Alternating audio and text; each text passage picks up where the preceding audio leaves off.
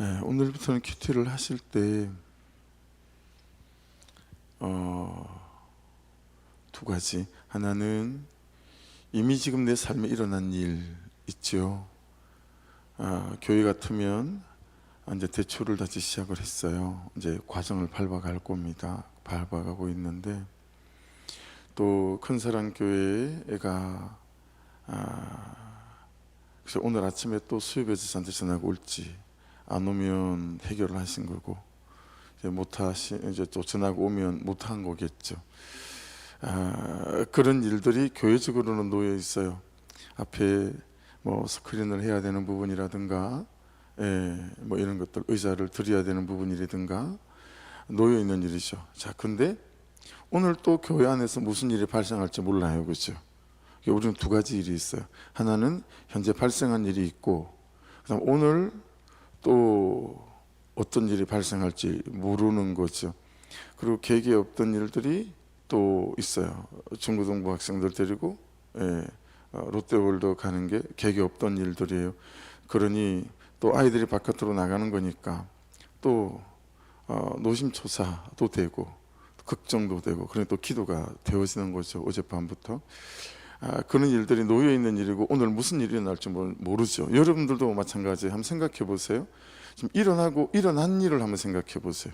일어난 일, 이미 일어나서 되게 좀 갈등 가운데 있거나 염려 가운데 있거나 또는 고통 가운데 있거나 그런 일들이 있고, 그다음 오늘 무슨 일이 일어날지 몰라요, 그렇죠? 오늘 이 하루도. 자, 그 두 가지 일을 앞에 놓고 이제부터는 큐티를 해보자고요. 제가 한 주, 두 주 전에 말씀을 드렸었어요, 그렇죠? 그래서 이제 우리 큐티가 그냥 사건을 먼저 두고 말씀을 보는 거죠. 그러면 이 말씀을 통해서 이 사건에 대해서 내가 어떻게 선택하고 결정해야 될지, 또 그 다음에 이 하루를 살아가며 예상치 못했던 어떤 사건들이 우리 삶에 딱 닥쳤을 때 오늘 말씀을 가지고 어떻게 그 삶을 해석하고, 그리고 구속사적으로 접근하고, 그리고 하나님이 사건을 통해 내게 말씀하시는 바가 무엇입니까? 라고 한다면, 여러분, 이게 훨씬 더 큐티한 말씀이 훨씬 우리에게 더 실제적으로 우리가 어떤 결정을 해야 될지를 알게 하는데 구체적 도움이 되겠다라고 하는 것이니까, 지금 이제 구조를 바꿔보는 거 아시겠죠? 일어난 일과 일어나지 않을 오늘이라는 이 사건과 나를 두고 하나님 말씀하십시오, 제가 듣겠습니다 하고 말씀 앞으로 들어가 보게 되어지게 되면 훨씬 구체적으로 우리에게 말씀하시는 바를 깨달을 수 있겠다. 오늘부터는 그렇게 해보는 거예요, 아시겠죠? 당분간 좀 습관이 되어지기까지 계속 이 말씀을 좀 드리겠습니다. 자, 14절 보십시다. 제자들이 떡과 조기를 잊었으니 배에 떡 한 겹밖에 그들에게 없더라. 자, 14절은 나눠서 봐야 해요. 자, 제자들이 떡과 조기를 잊었음에 이게 1번이에요. 1번. 그 다음 2번은 배에 그래서 떡 한 겹밖에 그들에게 없더라 라고 하는 거예요. 배에 떡 한 겹밖에 없더라, 이게 여러분 17절을 다시 보세요. 예수께서 아시고 이르시되 너희가 어찌 떡이 없으므로 수군거리느냐, 아직도 알지 못하며 깨닫지 못하냐, 너희 마음이 둔하냐. 그러니까 배에 떡이 한 겹밖에 없었다라고 하는 명시적인 사실을 말씀하고 있는 게 아니라 어떤 거죠? 떡이 한 겹밖에 없음을 통해서 제자들이 수군거리는 거예요. 이렇게 마태복음에 보면 서로라는 단어가 있거든요. 서로, 야 어떡하냐, 우리 먹을 게 없다, 야. 이렇게 된 거죠. 다시 염려하는 모습이 그려져 있다라고 하는 거예요. 그래서 14절에서 하나는 잊어버린 것과 두 번째 염려하는 것을 구별해서 이 말씀을 보게 되면 이제 그 밑에 주님께서 왜 이 말씀들을 하시는지가 이해가 되어질 수 있어요. 여러분, 먼저는 제자들이 떡과 가져오기를 잊었음에 라는 부분을 먼저 보십시다. 여러분, 7개 떡으로 2만 명에 가까운 사람들이 먹었어요, 그렇죠?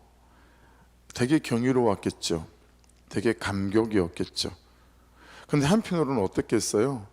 여러분, 들뜨고 막 이러면 우리의 마음이나 감정이 어수선하잖아요, 그렇죠? 어수선하기도 하고 당황스럽기도 하고 굉장히 셀리브레이션 막 축제 분위기들이 있었겠죠. 그랬으니 정말 좀 어수선했을 거라고 봐요. 뭐 하이파이브 하는 사람들도 있고, 와 역시 예수님 하신 뭐 그런 사람들도 있고, 그죠? 그냥 우왕좌왕 하는 부분들도 있었겠죠.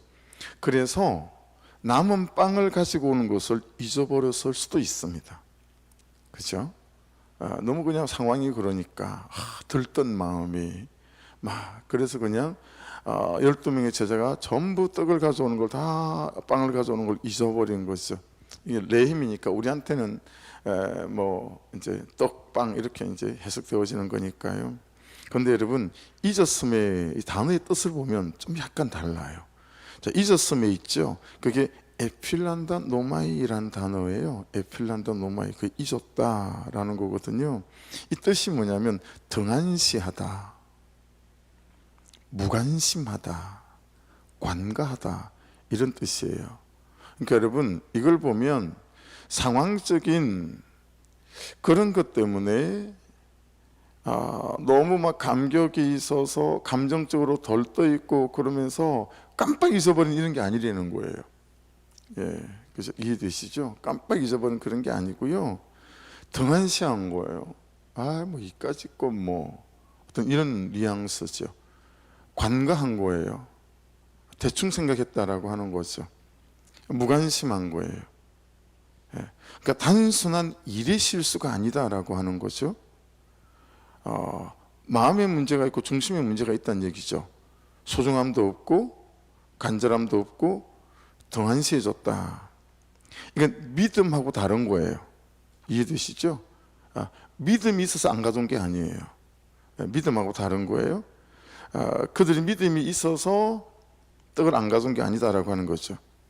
보세요. 제자들이 지금 경험한 주님이 채우시는 기적은 벌써 두 번째죠. 5병이어와 7병이어를 마가복음 안에서는 물리적인 시간의 갭이 길지 않아요. 그렇죠? 그냥 동네만 달라졌어요. 그러니까 이런 기적 같은 사건이 일어났던 시간적 간격이 그리 멀지 않고 연이어 일어났다라고 하는 거죠.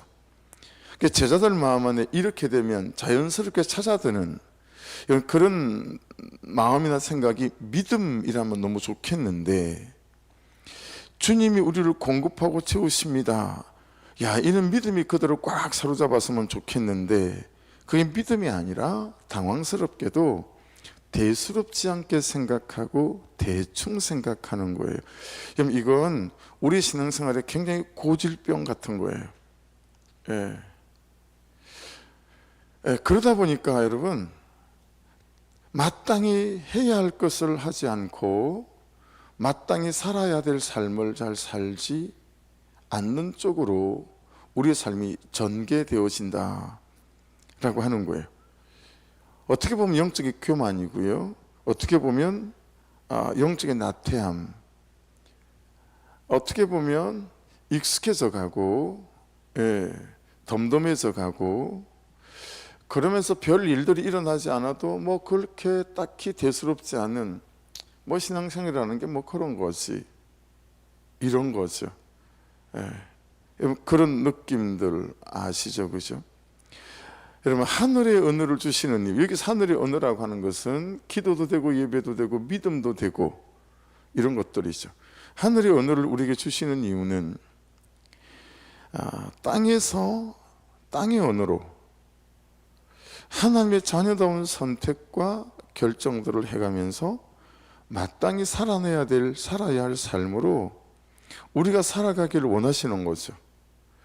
그래서 우리의 낮아지는 삶, 어제 말씀 같으면 침뱉음, 그죠? 예수 그리스도가 침뱉음을 당했잖아요. 3번씩이나. 오늘도 침뱉음이 나오잖아요. 그죠? 벳세다 소경, 마가복음에 있는 사건이거든요. 왜 이 사건을 쓰셨는지는 내일 키티 본문하고 이제 같이 연결시켜 보면 훨씬 이제 이해함이 있는데, 그래서 참 하늘의 언어로 주시는 이유는 우리가 땅에 살면서 땅의 언어로 섬기고 낮아지고 또 성실함으로, 꾸준함으로, 그렇게 영혼을 구하거나 또는 그리스도의 복음을 우리 삶으로 드러내거나 또는 사람을 살려가거나 세우거나 이제 그런 삶으로의 초청이다 라고 하는 것이죠. 그게 우리에게 하늘의 언어를 주시는 거예요. 근데 우리는 이 세상 한복판에서 또 가정 한복판에서 살기를 거절하고 마다하는 사람들이 있어요. 그래서 예배 안에서는 너무 강한데 삶에 가면 종이 호랑인 거예요. 그래서 여러분, 예수님 오실 당시에는 세상이 극단적으로 두 개로 딱 나눠져 있었어요. 한쪽 그룹은 이 세상은 소망이 없다. 파루시아, 종말이 와야 한다. 종말이 되면 뭐가 오기 때문에 그렇죠? 누구가 오시기 때문에 메시아가 오거든요. 종말이 와서 메시아가 와서 이 세상을 싹 정리해야 된다. 홍수가 왔던 때처럼. 그래서 그들은 가정에서 뛰쳐나오고 직장에서 뛰쳐나오고 세상의 한복판에 살기를 거절하고 광야나 산속에서 살았어요. 이게 신약에 나오는 에세네파 공동체예요. 극단적인 그룹인 거죠. 하늘의 언어를 가지고 세상 속에서, 직장 속에서, 가정 속에서, 삶의 한복판에서. 제가 학부 때 전 혼자서 논문을 썼었어요. 이제 학부 때 혼자 논문을 쓴 제 논문 제목이 세상 한복판 속의 교회와 그리스도인, 이게 제 제목이었거든요. 그러니까 거기서 뛰쳐나오고 이 땅은 소망이 없어. 그리고 그냥 그들만 따로 사는 거죠. 되게 거룩한 것처럼 보이나 이건 정말 아니거든요. 하나님 우리를 부르신 본질적인 목적과 전혀 다른. 성도들이 교회 안에서만 냅다 강한 거예요. 예배할 때, 기도할 때는 정말 천사가 달린 사람들 같은 거죠. 구름 위를 나다니는 사람 같은 거예요. 근데 가정 속에 툭 집어넣고 나면, 남편과의 관계, 자녀와의 관계 속 툭 집어넣고 나면 아무것도 못하는 거예요. 어떤 힘도 쓰지 못하는 거예요. 그냥 세상 사람들하고 똑같이 예수가 없고 복음이 없고 천국과 지옥과 심판도 없는 사람인 것처럼 살아가는 거죠. 마태복음 23장 23절인데 한번 보십시오. 화 있을진저 외식하는 서기관들과 바리새인들이여, 너희가 박하와 해향과 근체 11조는 들이되 율법에 더 중한 바 정의와 긍휼과 믿음은 버렸도다. 여러분, 정의와 긍휼과 믿음은 어디에서 쓰는 거죠? 예배당에서 쓰는 겁니까? 세상에서 쓰는 거예요. 가정에서 쓰는 거죠. 이게 니네들이 근체 11조는 하고 회향도 드리고 하는데 니들한테는 삶 속에서 살아내는 정의도 없고 긍휼도 없고 믿음도 없다. 그러니 이것도 행하고 저것도 버리지 말아야 할 것이니라, 그렇게 말씀하세요. 그렇죠? 여러분, 이제 이런 주의 말씀과 삶에서 딱 반에 반 걸음만 더 나가면 이렇게 됩니다. 마태복음 3장, 속으로 아브라함이 우리 조상이라고 생각하지 말라. 내가 너에게 이르노니 하나님이 능히 돌들로도 아브라함의 자손이 되게 하시니라. 여러분, 이 구절을 네 글자로 딱 줄여서 말하는 게 선민사상이에요. 이스라엘 백성들에게는 선민사상, 좀 좋게 말하면 택한 백성이라는 거예요. 우리는 하나님의 택한 백성이기 때문에 어찌 살든 하나님이 책임지신다는 거예요. 대충 살아도 하나님이 책임지신다라는 거예요. 근데 여러분, 이 9절 말씀 위에 8절이 이렇게 말씀하십니다. 붙여서 읽어볼게요. 자, 8절 9절. 그러므로 회개에 합당한 열매를 맺고, 이건 어디서 맺는 거죠? 가정에서 맺는 거예요. 관계 속에서 맺는 거고 세상 속에서 맺는 거죠. 회개에 합당한 열매를 맺고 썩으로 아브라함이 우리 조상으로 생각하지 말라. 내가 너에게 이르노니 하나님이 능히 이 돌들로도 아브라함의 자손이 되게 하시리라. 그리고 그 다음 구절에는 이렇게 이 말씀을 맺으십니다. 8절, 9절, 10절을 붙여서 읽어보죠. 그러므로 회개에 합당한 열매를 맺고 썩으로 아브라함이 우리 조상이라고 생각하지 말라. 내가 너에게 이르노니 하나님이 능히 돌들로도 아브라함의 자손이 되게 하시리라. 이미 도끼가 나무 뿌리에 놓였으니 좋은 열매를 맺지 아니하는 나무보다 찍혀 불에 던져지리라. 여러분, 주님이 말씀하시는 바가 너무 선명해지잖아요. 그렇죠? 그러다 보니 여러분, 그 앞에 부분이 그렇게 안 되다 보니 여전히 뭐가 반복되어지냐면, 뭐가 끊어지지 않냐면, 오늘 그 14절의 뒷부분을, 하반절을 보세요. 배에 떡 한 겹밖에 그들에게 없더라. 17절을 우리가 읽었어요. 그죠? 야, 어떡하냐? 먹을 게 없네. 예, 뭐가 끊어지지 않는 거죠? 염려가 끊어지지 않아요. 그렇죠? 여러분 4,000명이 먹는 거 봤고 5,000명이 먹는 걸 봤는데 야 큰일 났다, 이제 어떡할 거야. 떡 한 개밖에 없어. 앞에는 삶이 없는, 그죠? 택한 백성과 대충 살아도 돼 라고 하는 하늘의 언어를 가지고 땅의 언어, 삶의 한복판에 살아내지 못하는 삶이라면, 자 그러다 보니 어때요? 염려가 끊어지질 않아요. 배에 떡 한 개밖에 그릇이 없더라. 없는 것만 보이죠? 안 되는 것만 보이고, 믿음은 안 보이고 염려만 보여요. 되는 것은 안 보이고 안 되는 것만 보이고, 감사한 것은 안 보이고 불평하고 원망하는 거예요. 여러분 서로 수근거렸잖아요. 베드로가 혈기가 있는 사람이니까 그랬을 법하지 않아요? 제가 잘하는 것처럼. 뭐 했어? 안 챙기고. 예. 뭐 문제 생기면 부교육자들한테 책임을 떠넘기는 거, 이 담임 목사 갖고 있는 고질병 같은 거예요. 악함이죠. 아니 그것도 제대로 안 챙겼어? 그럴 줄 알았어. 뭐 서로 이러고 있는 거예요. 그렇죠? 그러니까 염려가 있으면 반드시 여러분 우리에게는 서로를 탓하는 그런 원망이나 또는 정죄함이 따라올 수밖에 없죠. 주신 것은 안 보이고 안 주신 것만 다 보이는 거죠. 염려에 사로잡히는 영적인 건망증이나 믿음의 건망증인 거죠. 여러분 그래서 14절은 우리에게 여러분 시사하는 바가 되게 있구나. 한편으로는 너무 대충 사는 거예요. 대충. 그래서 세상의 한복판에서는 아무짝에도 힘 못 쓸지 못하는, 그래서 맨날 염려하고 근심하고 그런 거죠. 그래서 주님이 이렇게 말씀하세요. 15절 보세요. 예수께서 경고하여 이르시되, 이 경고하여 이르시되는 미완료 중간태입니다. 여러분 성경에서 이런 게 좀 중요합니다. 시제를 자꾸 말씀드리고 막 하잖아요. 여러분 이게 미완료 중간태는 뭐냐면 계속 말씀하셨다라는 거예요. 한두 번이 아니라는 거예요.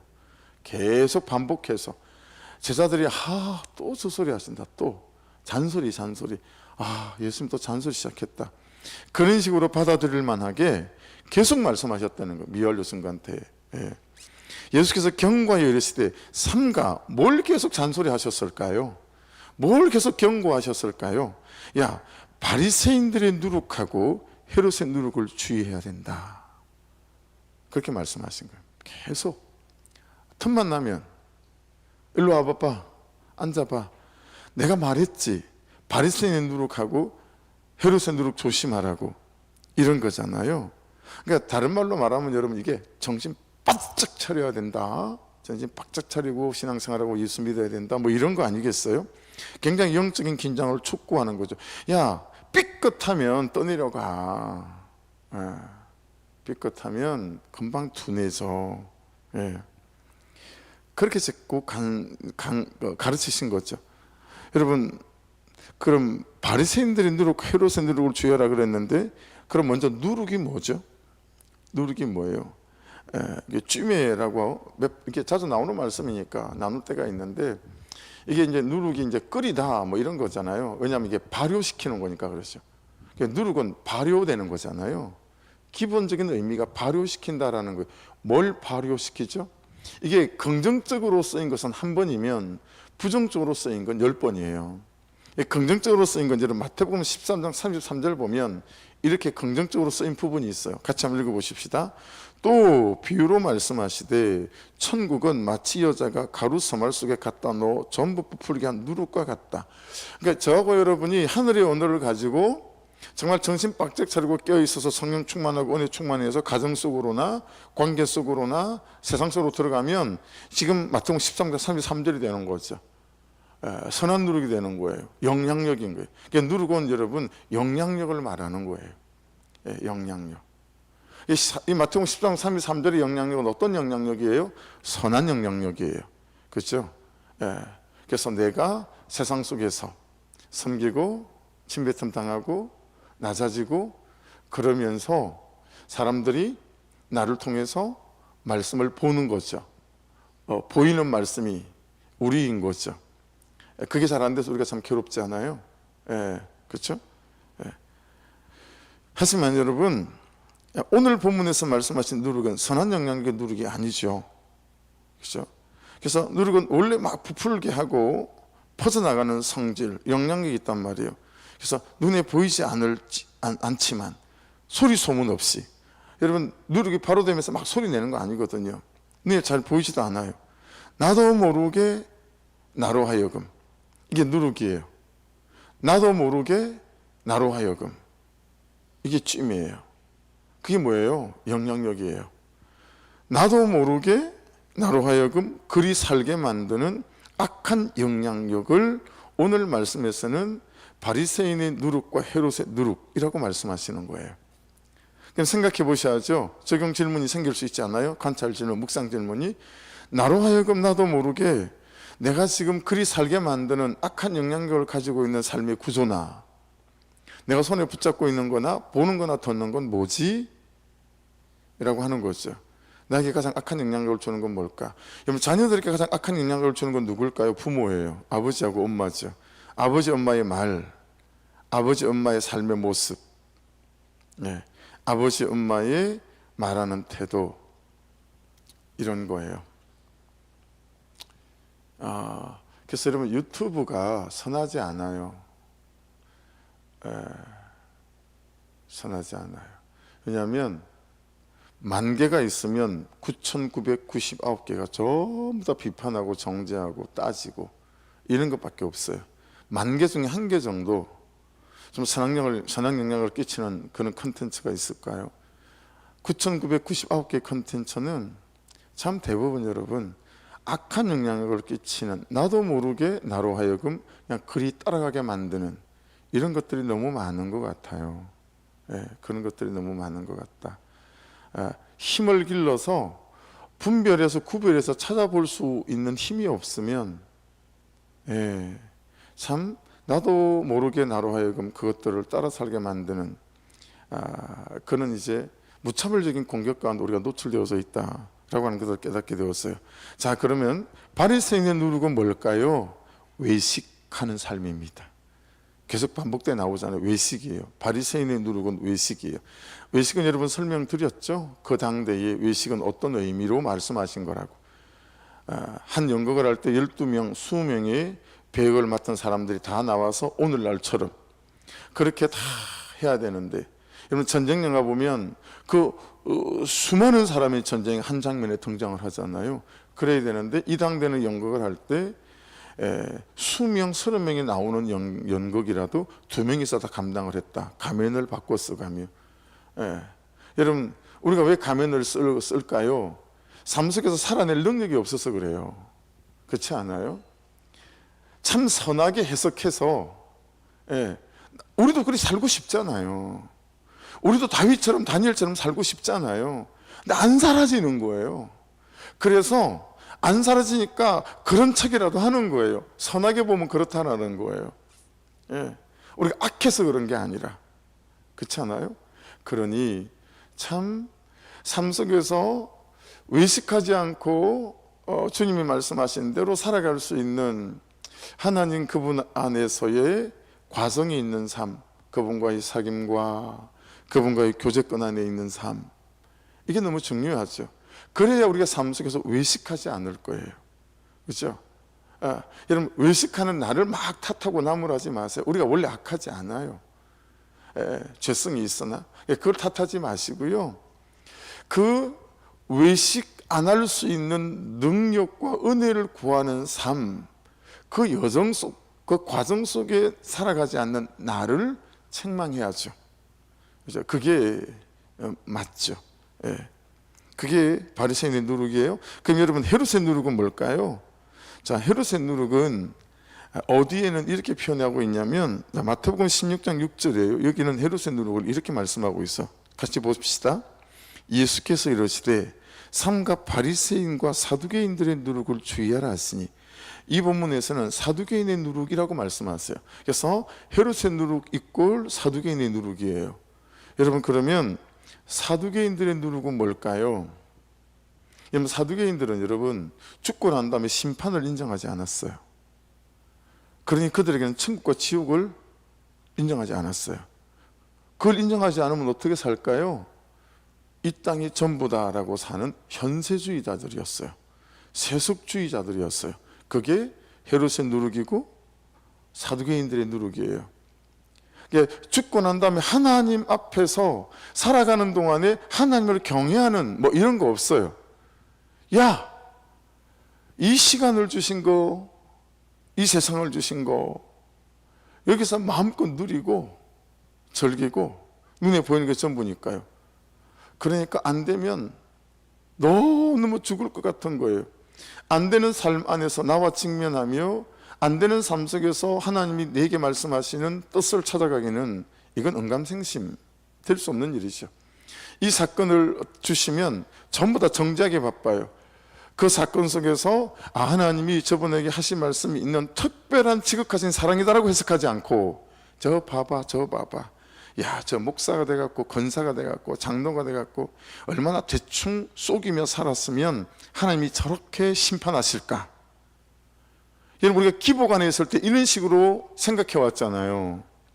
기복 신앙 안에 살아갈 때 누군가에게 어떤 우환이 생긴다고 말하는, 세상적으로 말하는 우환 사건이 생기면 우리가 여러분 눈을 개슴츠레 뜨고 쳐다보는 거잖아요. 뭔 일이 있는 거야. 나는 모르지만, 우리는 모르지만 하나님만 아는 뭐가 있는 거야, 죄가. 그래서 친 거야. 여러분, 사건이 하나님께서 친 겁니까? 그것밖에 없는 겁니까? 여러분, 로마서 말씀에는 보면 친 사람이 하나님의 자녀입니까? 안 친 사람이 하나님의 자녀입니까? 친 사람이 하나님의 자녀예요. 회초리를 들지 않는 사람은 하나님의 자녀가 아니에요. 그렇죠? 그런데 우리는 기복에 붙들려 사니까 사건을 그리 해석하는 거잖아요. 이렇게 해석하는 거잖아요. 그러니까 여러분, 이 헤롯의 누룩은 그런 거예요. 완전한 현세주의자고 세속주의자들이에요. 네, 그냥 여기만 보는 거죠. 제발 그것 좀 조심해라. 정신 바짝 차리지 않으면 그냥 여기가 전부인 것처럼 이 다음에 하나님 앞에서 받을 상급을 바라보고 내 삶을 드리거나 나아가지 않는다 라고 하는 거죠. 자, 적용해 보십시오. 나는 바리새인의 누룩, 여기에 영향력을 받고 사는 사람인가? 나는 헤롯의 누룩, 여전히 이 영향권 안에 있는 사람인가? 예. 여러분이 여러분을 아시고 우리가 우리 각자를, 제가 저를 잘 아니까 여러분, 내가 어디에 발을 디디고 있는 사람인지. 그래서 여러분, 예수님 오셨을 때 그 한 부류만 말했잖아요. 마지막 반대 부류, 그 SNF파는 야, 세상은 소망이 없어. 그리고 여러분, 그렇게 따로 모여 살았다 그랬잖아요. 근데 다른 극단주의, 야, 천국 없어, 지옥 없어. 그게 여러분 이 사두개파들이었어요. 예. 그렇게 딱 나눠져 있었어요. 근데 예수님이 오셔서 여러분 이쪽 편을 들었을까요? 저쪽 편을 들었을까요? 아무 편도 들지 않으셨어요.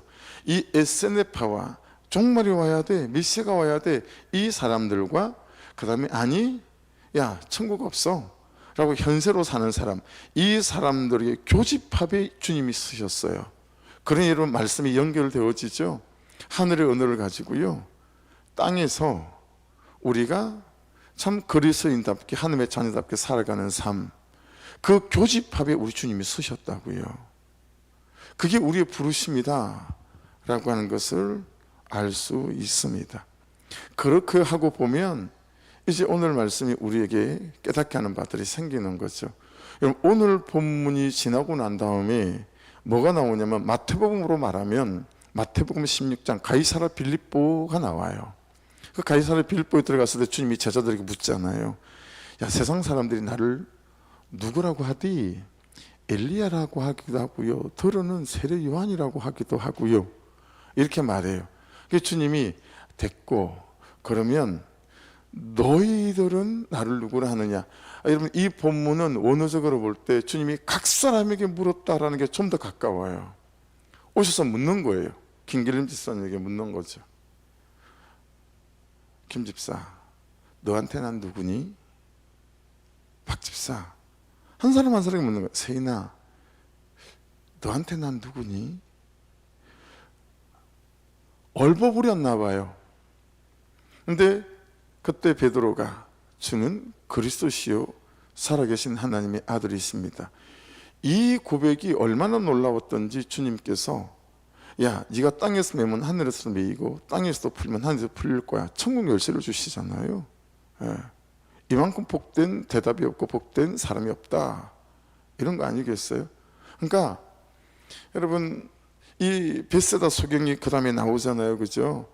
베세다 소경은 이 마가복음에만 있어요. 다른 복음서에는 없어요. 근데 이게 가이사랴 빌립보에서 주님의 질문과 붙어 있다라는 거예요. 근데 여러분, 특이하게 여기에 소경을 어떻게 고치세요? 한 번에 딱 고치지 않으세요. 그죠? 여전히 침뱉음으로 하는데 뭐가 보이니 뭐 사람인 것 같기도 하고 아닌 것 같기도 하고 어슴푸레해요. 그게 대답을 했어요. 다시 안수했어요. 그랬더니 밝히 보이는 거예요.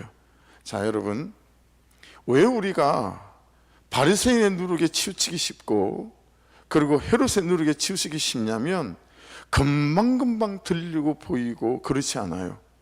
어렴풋할 때가 많아요. 근데 여러분, 그 점진적으로 어렴풋한 것이 어떻게 되어서 간다는 거예요?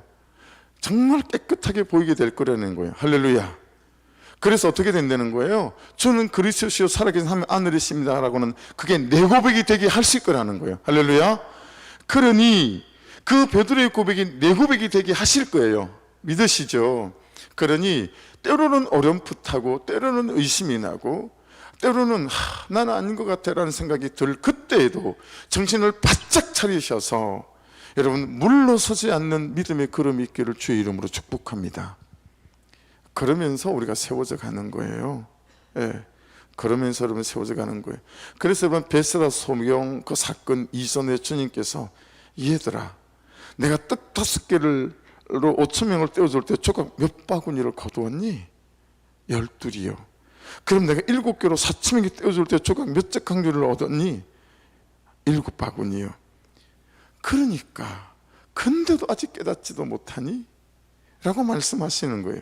그러면서 바로 22절에 베세다의 이름이 이 사건으로 연결되어지고 두 번에 걸쳐서 완전하게 보일 수 있도록 만드시고, 그런데 이렇게 뒷본문으로 넘어가게 되면 이 베드로의 고백을 우리가 보게 되어지는 거죠. 여러분, 이게 이해함이 있으시죠? 예. 그래서 출발점이 14절에 이 부분이에요. 떡 가져기를 잊었음에, 이 잊음의 에필란다 노마이가 결코, 그죠? 상황 때문에 이 단순히 일이 실수가 아니라 그냥 등한시하고 간과하고 무관심했다. 뭐예요? 하나님 그분의 은혜와 친밀함 속에 영적 사귐 안에 있는 것이 그냥 대충 한 거예요. 예. 그래서 일련의 사건들과 말씀들이 계속 주님께서 주님 그 잔소리 좀 그만하세요 싶을 만치 정신 바짝 차리지 않으면 너희들은 바리새인의 누룩과 헤롯의 누룩에 너희들은 그 영향력에 꼼짝없이 넘어가게 될 거다 라고 말씀하십니다. 특별히 여러분, 어렴풋해서 아닌가 봐 이런 데 넘어가지 않는 은혜가 있으시기를 주의 이름으로 축복합니다. 한 걸음 또 한 걸음 오늘도 말씀 앞에 붙어가게 될 때 여러분, 베드로의 고백이 우리 고백되어지게 만들고 이 소경이 밝히 보이기 시작한 것처럼 그런 역사와 은혜 가운데 가게 할 줄로 믿습니다. 기도하실 때 하나님 잊었음에 참 등한시하며 대충하며 관과하며 하나님 안에 머무는 이 삶, 정말 말씀을 가지고 삶으로 가져가 적용하는 이 삶에 정말 전심이 되고 진심이 될 수 있도록 인도해 주셔서 하나님, 성경에 있었던 5,000명을 먹였던 사건과 4,000명을 먹였던 사건이 곧 내 삶에 일어난 사건으로 믿어가는 삶 속에서 아버지의 승리해가는 인생이 되게 도와주옵소서. 우리 주여 한번 부르고 기도드립니다. 주여, 아버지 감사합니다. 오늘도